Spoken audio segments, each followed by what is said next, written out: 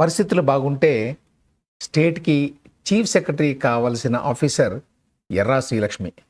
అటువంటి ఆమె ఇప్పుడు జైలుకెళ్ళేటువంటి ప్రమాదం కనిపిస్తోంది.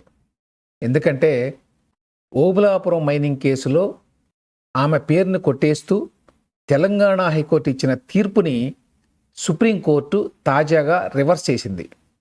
లేదు, ఆమె పేరును పెట్టి మళ్ళీ ఆ కేసుని విచారించండి అని తెలంగాణ హైకోర్టుని ఆదేశించింది. అదేంటి, ఓబుళాపురం మైనింగ్ కేసులో ఆల్రెడీ తీర్పు వచ్చింది కదా అని చెప్పి ఆశ్చర్యపోవచ్చు. ఎందుకంటే హైదరాబాద్లో సిబిఐ కోర్టు 2 రోజుల కిందటే ఈ కేసులో తీర్పు ఇచ్చింది. గాలి జనార్దన్ రెడ్డికి ఇతరులకి 7 సంవత్సరాల పాటు జైలు శిక్ష వేసింది. మరి ఆ కేసు అయిపోయింది కదా అని చెప్పి అనుకోవచ్చు. అందుకనే సుప్రీంకోర్టు ఏం చెప్పిందంటే, ఈ కేసులో ఎర్రా శ్రీలక్ష్మి పాత్రని మళ్ళీ విచారించి 3 నెలల్లోగా తీర్పు ఇవ్వండి అని చెప్పారు. అంతకుముందు అంటే 2022లో తెలంగాణ హైకోర్టు శ్రీలక్ష్మి వేసుకున్న డిశ్చార్జ్ పిటిషన్ని అనుమతించింది. అంటే ఈ కేసుతో నాకు సంబంధం లేదు అని చెప్పి ఆవిడ డిశ్చార్జ్ పిటిషన్ వేస్తే ఆవిడ వాదన కరెక్టే అని చెప్పి తెలంగాణ హైకోర్టు ఆవిడని ఓబుళాపురం మైనింగ్ కేసు నుంచి తప్పించింది. దాని మీద సిబిఐ వాళ్ళు 2023లో సుప్రీంకోర్టుకి వెళ్ళారు. ఇప్పుడు సుప్రీంకోర్టు దీని మీద తీర్పు ఇచ్చింది. వాళ్ళు గతంలో తెలంగాణ హైకోర్టు ఇచ్చినటువంటి తీర్పుని రద్దు చేశారు. శ్రీలక్ష్మి పేరుని తొలగించడం కరెక్ట్ కాదన్నారు. ఆవిడ మీద వచ్చినటువంటి అభియోగాలని పూర్తిగా విచారించి ఒక నిర్ణయం తీసుకోండి, దీనికి టైం 3 నెలలు అని కూడా ఆదేశించారు. సో శ్రీలక్ష్మి గారి పరిస్థితి మళ్ళీ మొదటికి వచ్చిందన్నమాట.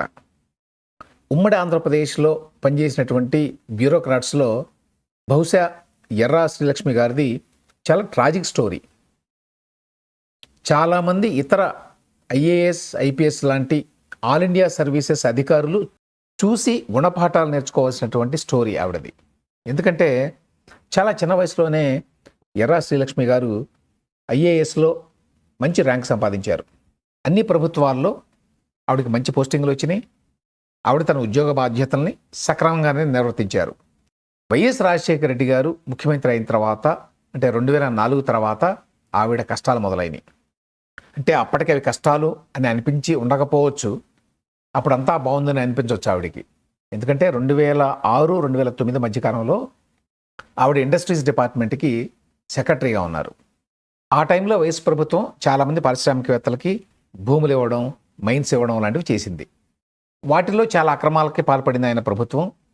ఎస్పెషల్లీ జగన్మోహన్ రెడ్డికి లబ్ధి చేకూర్చడానికి నిబంధనలకు వ్యతిరేకంగా వీళ్ళు ల్యాండ్స్ ఇచ్చారు, మైనింగ్ లీజులు ఇచ్చారు. వాళ్ళ చేత జగన్మోహన్ రెడ్డి గారి కంపెనీల్లో డబ్బులు పెట్టించారు అని చెప్పి తర్వాత సిబిఐ, ఈడీ కేసులు పెట్టిన విషయం తెలుసు. అటువంటిదే ఓబుళాపురం మైనింగ్ కేసు. గాలి జనార్దన్ రెడ్డికి నిబంధనలకు వ్యతిరేకంగా అనంతపురంలో మైనింగ్ లీజులు ఇచ్చారు అనేది ఈ కేసు. ఇక్కడ శ్రీలక్ష్మి గారి పాత్ర ఏమిటి అంటే, గాలి జనార్దన్ రెడ్డికి బ్రహ్మణి స్టీల్స్ పెట్టడానికి కడపలో వైఎస్ ప్రభుత్వం 10,000 ఎకరాలకు పైగా ఇచ్చింది. స్టీల్ ఫ్యాక్టరీ పెట్టడానికి మరి స్థలం ఇచ్చారు కాబట్టి ఆ స్టీల్ ప్లాంట్ నడవడానికి మైన్స్ కావాలి కాబట్టి మళ్ళీ గవర్నమెంటే మైన్స్ కూడా ఇచ్చింది.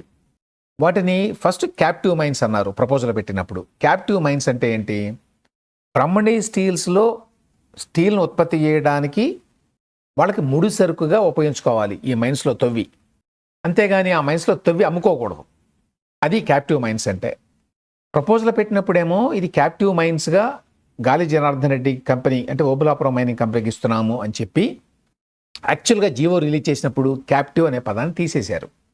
దానివల్ల ఏమైంది? గాలి జనార్దన్ రెడ్డి ఆ భూమిని తీసుకున్నాడు స్టీల్ ప్లాంట్ కోసం అని, కానీ ఆ బ్రహ్మణి స్టీల్స్ ప్లాంట్ని పెట్టలేదు.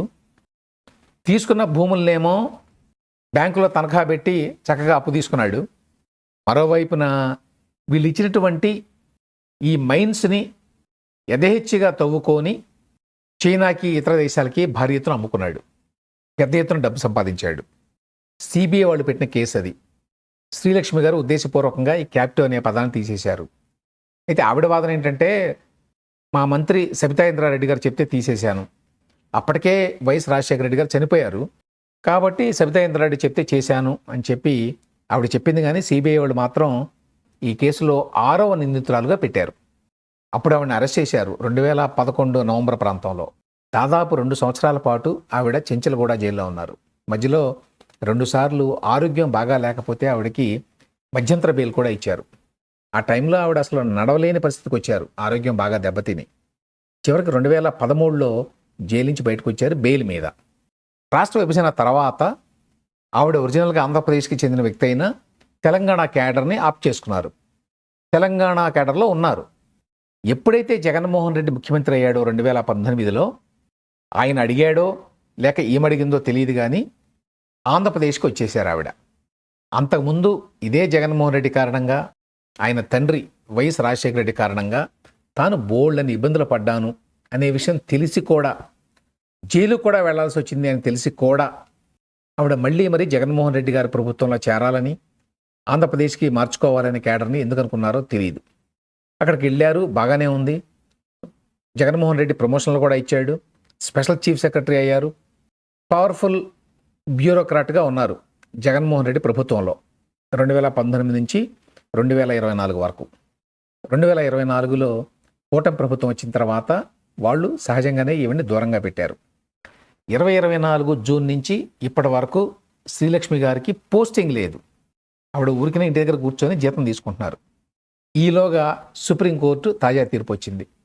ఈవిడ్ని ఈ కేసు నుంచి డిశ్చార్జ్ చేయడానికి వీల్లేదు, మళ్ళీ విచారించండి, ఆవిడ పాత్ర ఏమిటో తేల్చండి అని. నిజానికి శ్రీలక్ష్మి గారు ఇవాల్టి రోజున ఏపీలో probably the most senior IAS officer. 1988 batch ఆవిడ.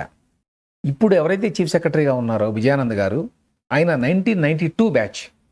అంటే ఇప్పుడున్న చీఫ్ సెక్రటరీ గారి కంటే 4 ఏళ్ళు సీనియర్ ఈవిడ. జగన్మోహన్ రెడ్డి ఉంటే బహుశా ఆవిడ చీఫ్ సెక్రటరీ అవుతారని చెప్పి అనుకున్నారు అందరూ. ఆయన ఓడిపోయాడు. మరో పక్కన ఇప్పుడు సుప్రీంకోర్టు మళ్ళీ విచారించండి ఆవిడ పాత్రని అంటోంది. మరో పక్కన పోస్టింగ్ లేదు. 2026 జూన్లో ఆవిడ రిటైర్ అవుతారు. మరో 3 నెలల్లో హైకోర్టు ఓబులాపురం మైనింగ్ కేసులో ఆవిడ పాత్రని నిర్ణయించాలి. ఒకవేళ ఆవిడ తప్పు చేసిందంటే జైలు శిక్ష పడవచ్చు. ఎందుకంటే అప్పట్లో మైన్స్ డిపార్ట్మెంట్ డైరెక్టర్గా పనిచేసిన విడి రాజగోపాల్కి హైకోర్టు మొన్న ఇచ్చిన తీర్పులో 11 సంవత్సరాల జైలు శిక్ష విధించింది. మిగతా వాళ్ళందరికీ 7 సంవత్సరాలు అయితే విడి రాజగోపాల్కి మాత్రం 11 సంవత్సరాలు. ఎందుకు అంటే మిగతా వాళ్ళతో పాటు 7 సంవత్సరాలు, అది కాకుండా అతను గవర్నమెంట్ ఉద్యోగి అయ్యిండి అవినీతికి పాల్పడ్డాడు అని చెప్పి అదనంగా మరొక 4 సంవత్సరాలు వేశారు. ఆ రకంగా చూస్తే మరి శ్రీలక్ష్మి గారికి కూడా దోషి అని గనక నిర్ధారణ అయితే ఓబులాపురం మైనింగ్ కేసులో చాలా సంవత్సరాల పాటు శిక్ష పడేటువంటి అవకాశం ఉంది. పవర్లో ఉన్న రాజకీయ నాయకులు చెప్పినట్టల్లా వింటే ఐఏఎస్ ఆఫీసర్లైనా ఐపీఎస్ ఆఫీసర్లైనా ఎంత దారుణమైన పరిస్థితులను ఎదుర్కొంటారో చెప్పటానికి ఎర్రా శ్రీలక్ష్మి గారి కేసు ఒక క్లాసిక్ ఎగ్జాంపుల్గా నిలబడిపోతుంది.